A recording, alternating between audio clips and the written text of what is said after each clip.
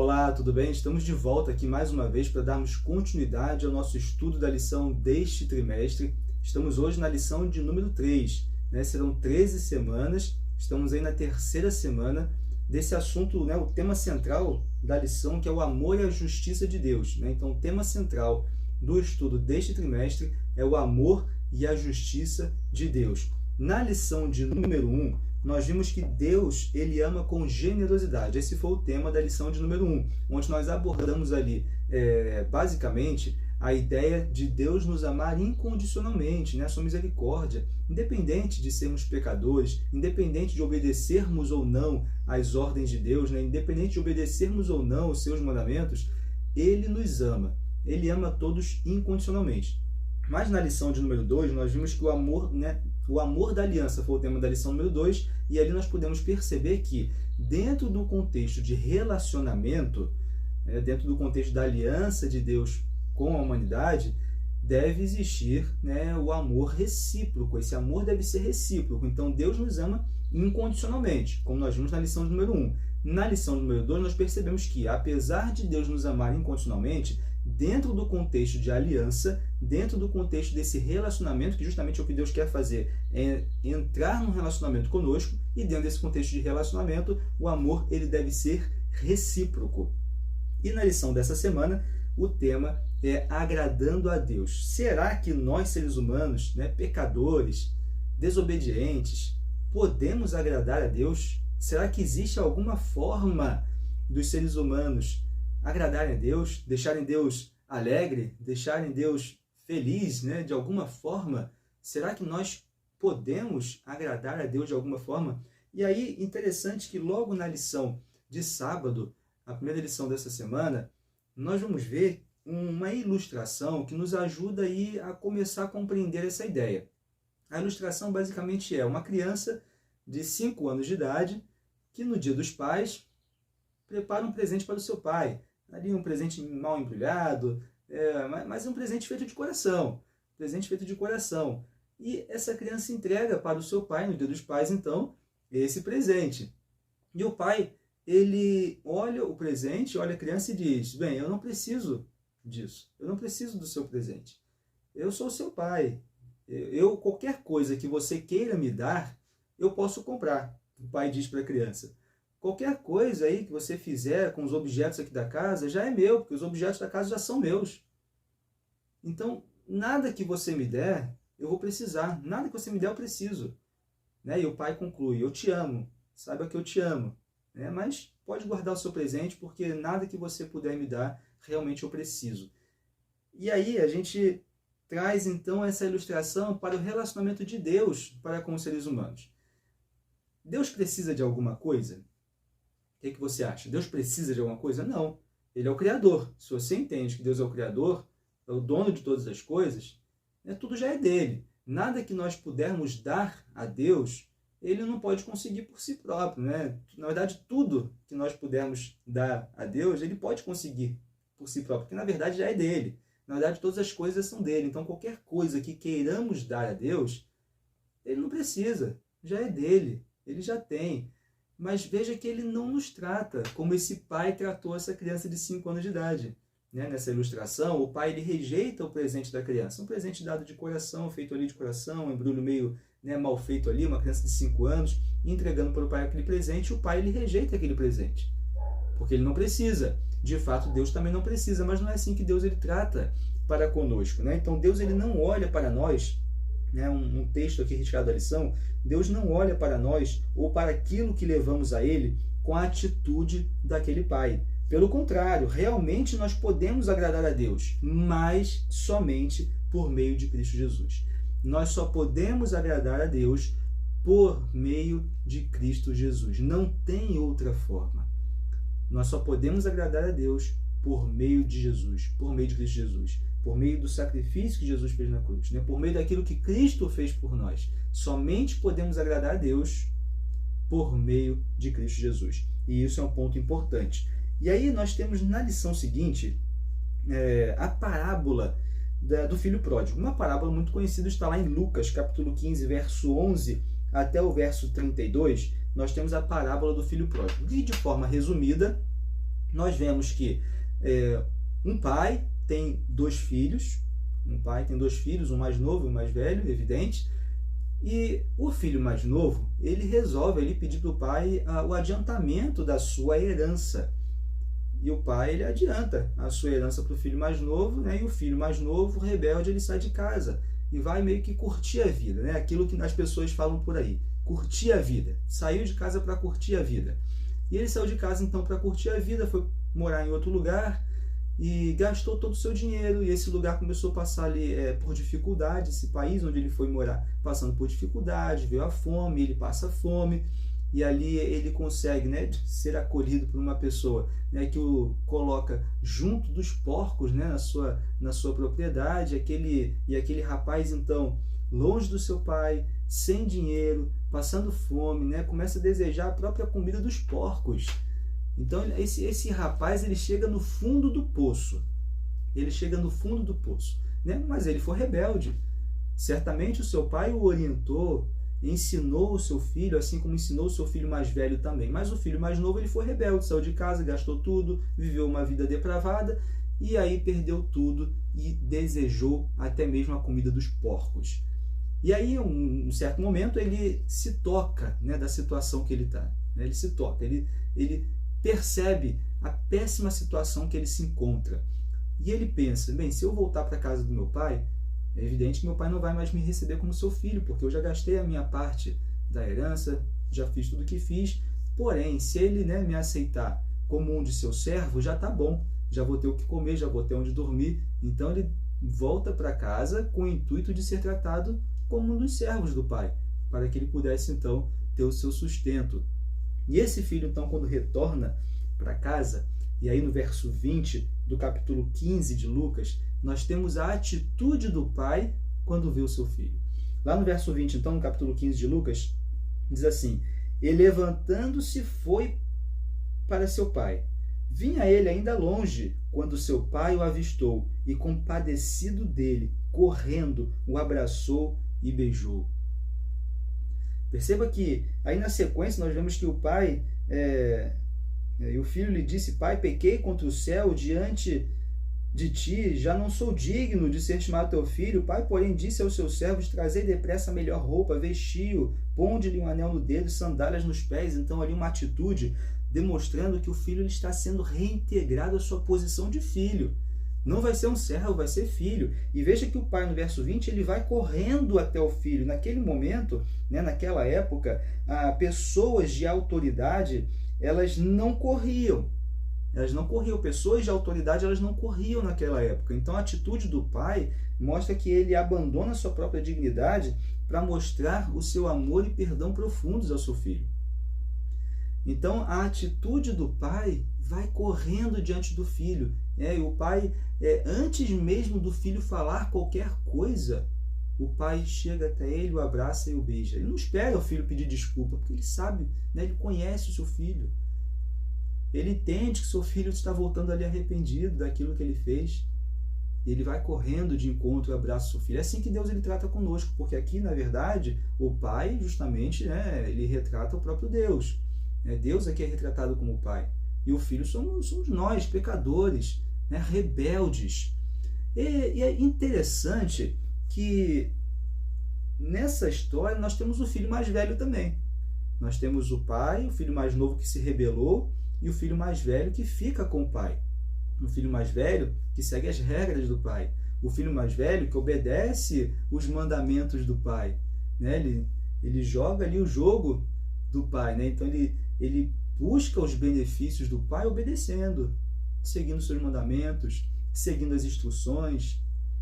Mas quando o filho mais novo volta, né, quando seu irmão volta, o filho mais velho ele nem o reconhece como irmão. Porque quando ele fala com o pai, logo na sequência, no verso 25, né, ora, o filho mais velho estivera no campo. Quando voltava a aproximar-se da casa, ouviu a música e as danças, né, que é a festa que o pai preparou por conta do retorno do filho mais novo. Chamou um dos criados e perguntou-lhe o que era aquilo. E ele informou: veio teu irmão, teu pai mandou matar um novilho cevado recuperou com saúde. E olha o que o filho mais velho ali acontece com ele. Ele se indignou e não queria entrar. Saindo, porém, o pai procurava conciliá-lo, mas ele respondeu ao seu pai: há tantos anos que te sirvo, sem jamais transgredir uma ordem tua, e nunca me deste um cabrito sequer para alegrar-me com os meus amigos, vindo, porém, esse teu filho, né? Esse teu filho, ele não reconhece como irmão dele, né? Vindo, porém, esse teu filho, que desperdiçou os teus bens com meretrizes, tu mandaste matar para ele um novilho cevado. Perceba que o filho mais velho, ele está do lado do pai o tempo todo. Ele obedece os seus mandamentos, ele obedece as suas regras, ele segue aquilo que o pai orienta, ele não desobedece, ele não se rebela visivelmente, mas ele não reconhece o amor do pai. Você entende onde essa história quer chegar? Você tem aqui dois rebeldes, na verdade. Você tem um rebelde visível, né, que é o filho mais novo, se rebela visivelmente para todo mundo ver. E você tem um rebelde, diríamos que camuflado, um rebelde camuflado, aquele que aparentemente ele conhece o amor do pai, aparentemente, mas na verdade ele não conhece, ele segue as regras, ele obedece os mandamentos, ele segue as instruções, mas ele não conhece o amor do pai, ele não reflete o amor do pai. Veja que perigo! Um rebelde visível e um rebelde camuflado. E aí? Onde é que você se enquadra nisso aí, hein? É bem complicado mesmo, né? A gente precisa entender que às vezes a gente segue as regras, segue os mandamentos, né? Vai à igreja todos os dias de culto, né? Faz tudo que o pai ali ordena, faz tudo que o pai manda bonitinho e consegue enganar a todas as pessoas. Às vezes a gente faz de forma tão assim, que engana todos, que engana até nós mesmos, né? Que nós pensamos que somos cristãos verdadeiros. Mas nós não refletimos o amor do Pai. Nós não reconhecemos o amor do Pai. Lembra na lição de semana passada, quando nós entramos num relacionamento com Deus, né, esse relacionamento de aliança, que ele entra com a humanidade, essa aliança com a humanidade, quando nós recebemos o amor do Pai, nós refletimos esse amor de volta para o Pai e refletimos em direção ao nosso próximo. Agora, seguir as regras, obedecer, né, em busca dos benefícios próprios, assim como o filho mais velho fazia, nada mais é do que um rebelde camuflado. É um falso cristão. É aquele que engana todos mesmo, né? Que todos olham assim, nossa, que cristão fervoroso, que cristão verdadeiro, né? E engana tanto que passa a enganar até a si próprio. E aí está o perigo, porque o rebelde, ou aquele rebelde visível, né, às vezes é mais fácil perceber a sua rebeldia, perceber o quão longe foi, do que aquele rebelde camuflado, como esse filho mais velho. Então a história ela nos traz não somente a ideia, né, do pai que se compadece, que busca, que vai em direção, que ama, mas também a ideia do rebelde visível e do rebelde camuflado. Nós precisamos estar atentos a isso, né? E aqui a história mostra que o pai ele se alegra, ele fica feliz quando vê o seu filho voltando. Por quê? Porque o pai ele se alegra com alguém que se arrepende, né? Uma das formas de Deus se alegrar com os seres humanos é ver um ser humano arrependido. Deus se alegra quando uma única pessoa reconhece o seu erro, reconhece que foi longe e se arrepende do mal que executou, e se arrepende do mal que fez, se arrepende do seu pecado. Deus se alegra com um ser humano arrependido. E como nós falamos no início, ele só pode se agradar, né, por intermédio de Jesus. Né? Esse arrependimento tem que passar no contexto de aceitar o sacrifício de Jesus em nosso lugar. É reconhecer o nosso pecado e entender que Cristo morreu por aquele pecado que nós cometemos. E Deus então se alegra de um ser humano arrependido. Na sequência aqui da lição, nós temos Sofonias 3,17, que é até o texto da própria lição, vou até ler aqui mesmo na lição da Escola Sabatina, foi o texto da semana, né? O texto para memorizar. Pois o Senhor, seu Deus, está em seu meio. Ele é um Salvador poderoso. Ele se agradará de vocês com exultação e acalmará todos os seus medos com amor. Ele se alegrará em vocês com gritos de alegria. Então Deus ele se alegrando justamente por seu povo redimido, né? Porque nesse contexto de Sofonia você vê um povo remido, né? Um povo arrependido. e Deus então se alegra quando o ser humano ele se arrepende. Ele está no meio de nós, né? Como diz aqui a lição, como diz esse texto. Ele está no meio de nós.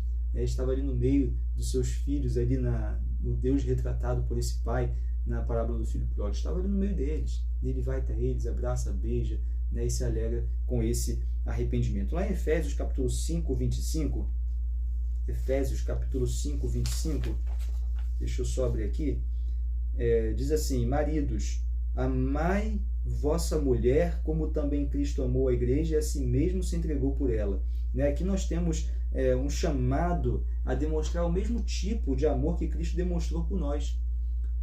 E aqui é evidente, nós percebemos, né, que ele é exemplificado, esse amor, como o amor do marido para com a esposa. Então, Deus ele ama a sua igreja.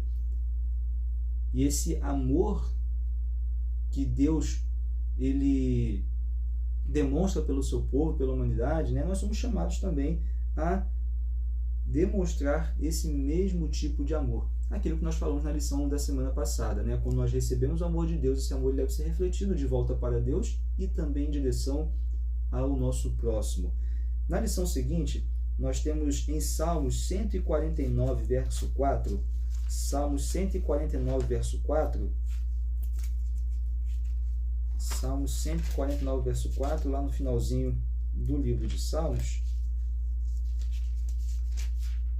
Salmo 149, 4 diz assim: porque o Senhor se agrada do seu povo e de salvação adorna os humildes. Né? Então Deus se alegra com o seu povo, ele se alegra quando o seu povo obedece, ele fica contente com o povo arrependido. Mais uma vez, os textos eles querem demonstrar basicamente a mesma coisa. Né? Deus ele se alegrando com o povo que obedece, se alegrando com o povo que se arrepende, se alegrando com o povo que busca, né, fazer a sua vontade, mas não para conseguir os benefícios, né, que podem conseguir através dessa obediência, mas por amor, que obedece por amor, que reconhece o amor divino, né, e deseja fazer com que esse amor seja refletido para o Pai e para o próximo, é evidente. Porque nós podemos obedecer em busca dos benefícios próprios, assim como o filho mais velho da parábola do filho pródigo. Ele obedecia, mas ele não reconhecia esse amor, ele não refletia esse amor, ele só tinha ali o interesse, era apenas interesse. Então não é esse tipo de obediência que Deus quer. Obediência para conseguir coisas, né? Eu obedeço para conquistar coisas, eu obedeço para conseguir o favor de Deus, eu obedeço para conseguir as bênçãos de Deus. Não é isso. Eu vou à igreja todo sábado porque aí Deus vai me abençoar, eu vou conseguir um monte de coisa. Né? Tem igreja que prega isso. Tem igreja aí que prega isso. Venha para a igreja aqui que você vai conseguir um monte de coisa. Venha para a igreja, faça as coisas, doe, obedeça, que você vai ser abençoado, sua vida vai ser outra, você vai prosperar. Olha só aí a teoria da prosperidade. Isso é uma grande falsidade. A igreja, a Bíblia não prega isso. É uma grande falsidade isso. Aqui nós precisamos entender que o amor que Deus ele demonstra para nós, esse amor deve ser refletido. E ao refletir esse amor, nós o obedecemos naturalmente. Nós vimos que o grande amor de Deus que ele demonstrou pela humanidade foi quando ele enviou o seu Filho para morrer por nós. Nós falamos isso na lição da semana passada. Deus ele demonstra o amor enviando o seu Filho para morrer por nós, porque Deus amou o mundo de tal maneira que deu o seu Filho unigênito para que todo que nele crê não pereça, mas tenha a vida eterna. E Deus ele já fez tudo por nós. Ele já fez. E é por isso que nós então amamos, porque ele demonstrou o seu amor, enviando o seu Filho para morrer por cada um de nós. E aqui então nós temos também em Provérbios 15, 8 e 9, um texto também muito interessante. Provérbios 15, deixa eu só abrir aqui. Provérbios capítulo 15, dos versos 8 e 9. Diz assim: o sacrifício dos perversos é abominável ao Senhor, mas a oração dos retos é o seu contentamento. O caminho do perverso é abominação ao Senhor, mas este ama o que segue a justiça.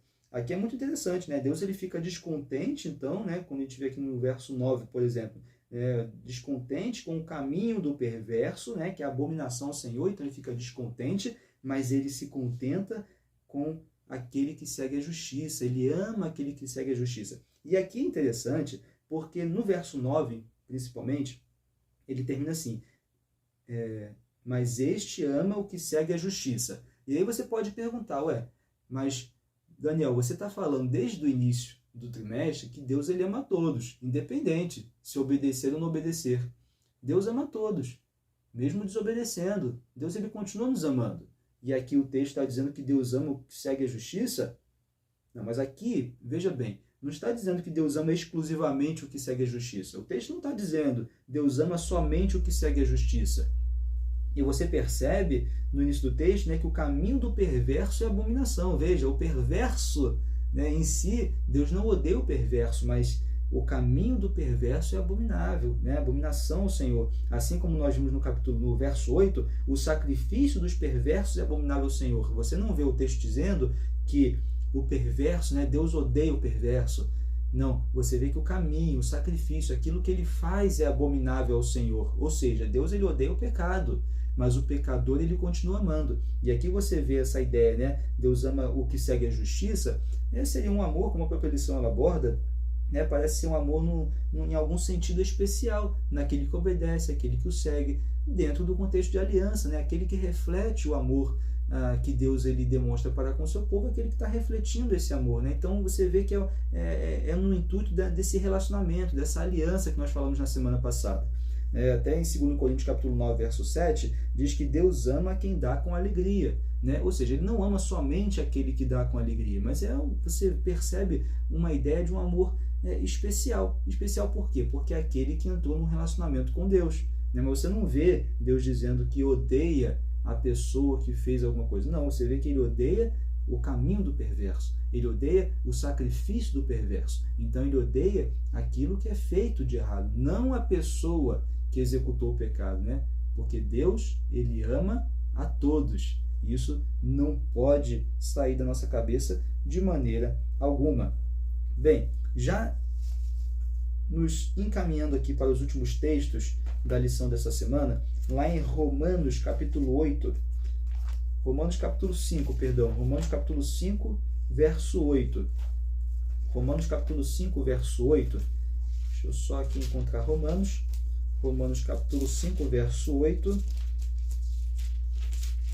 Diz assim: mas Deus prova o seu próprio amor para conosco pelo fato de ter Cristo morrido por nós, sendo nós ainda pecadores, aquilo que nós falamos anteriormente, né? Deus ele mostra o seu amor para conosco pelo fato de ter Cristo morrido por nós, sendo nós ainda pecadores. E lá em Romanos capítulo 8, verso 1, né, algumas páginas aqui depois desse texto, Romanos 8, verso 1 diz: agora, pois, já nenhuma condenação há para os que estão em Cristo Jesus, né? Esse verso complementando então o verso anterior.